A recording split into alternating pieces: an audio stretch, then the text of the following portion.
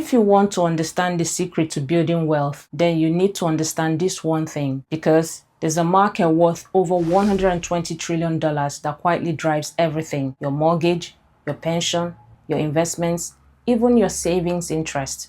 And no, it's not stocks. It's not crypto either. It's the bond market, the engine that powers the global financial system. And if you don't understand bonds, you don't really understand money. Imagine you're starting a business. You've got an amazing idea. Maybe it's the next big thing, but you don't have the money. So you borrow it. You promise to pay it back later with a bit extra on top. That extra is interest, the cost of using someone else's money. That's basically what a bond is. When a company or a government needs money, they issue bonds. In the UK, when the government borrows, those bonds are called gilts. In the US, they are called treasuries. Investors like pension funds, banks, or even individuals lend the money and get a steady return over time. Government bonds are seen as the safest because the government rarely defaults. Corporate bonds, on the other hand, are issued by companies looking to raise capital. They generally pay more, but with more risk. So when you buy a bond, you're lending money to a government or a company, and they promise to pay you interest, usually called a coupon, and give you your money back at a set date in the future. Think of it like this. If a company issues a £1,000 bond with a 5% coupon, you pay £1,000 today and get £50 a year in interest. In 10 years, you get your £1,000 back. It sounds boring, right? But here's the thing. This market decides everything else. Think of bonds as the financial system's gravity. They pull everything toward them. Let's look at the UK. Every year, the government spends more than it collects in taxes. That gap is called the budget deficit. And to fill that gap, the government borrows by selling gilts. In 2020, during the pandemic, the UK borrowed over £300 billion, the highest since World War II. That borrowing helped pay for furlough, business support, and the NHS.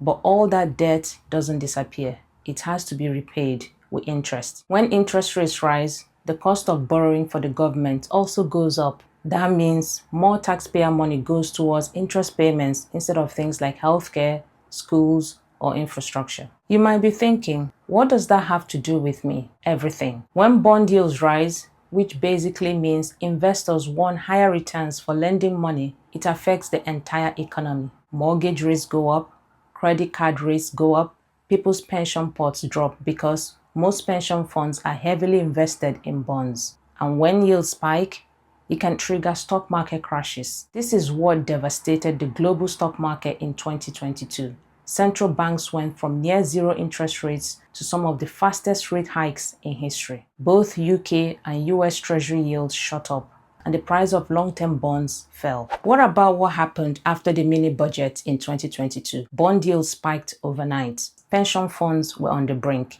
The pound crashed. That's how powerful this market is. Even now in 2025, bond yields remain stubbornly high due to inflation worries, high government borrowing, and the Bank of England selling off its bond holdings. And as we head into the autumn budget, this creates a real dilemma for the government. Either raise taxes to cover higher interest rate payments or borrow even more, which could push yields even higher and risk another market wobble. So even if you never buy a bond directly, your financial future depends on their stability. Traditionally, people prefer stocks because stocks tend to outperform bonds over time. But when bond yields rise, like we've seen recently, the risk and reward dynamic starts to shift. Let's say the FTSE 100 is expected to return 7% a year. If UK government bonds are paying 1%, that extra 6% makes stocks look attractive. But if bond yields rise to 6%, investors start asking, why take all the risk of stocks for just 1% more? That's when money starts moving out of the stock market and into bonds. When yields rise, stock markets usually fall. This is the hidden link most people miss. The stock market doesn't move in isolation. Every boom and bust in markets over decades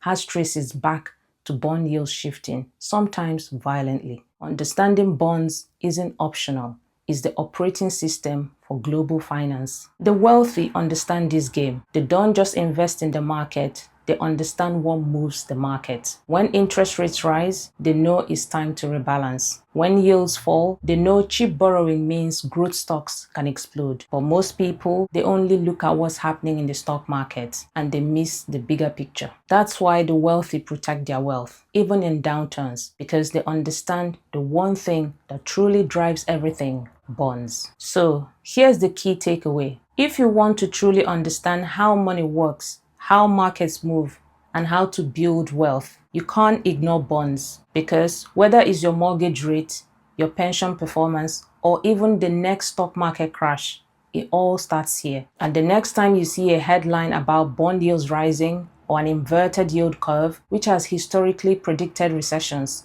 you know it's not just some boring financial news. It's the heartbeat of the global economy. If you don't understand bonds, you'll always be guessing about markets, and worse, about your own financial future. If you found this helpful, click like so more people get to see this. Comment down below and subscribe for more investing and personal finance topics like this one. And as always, thanks for watching.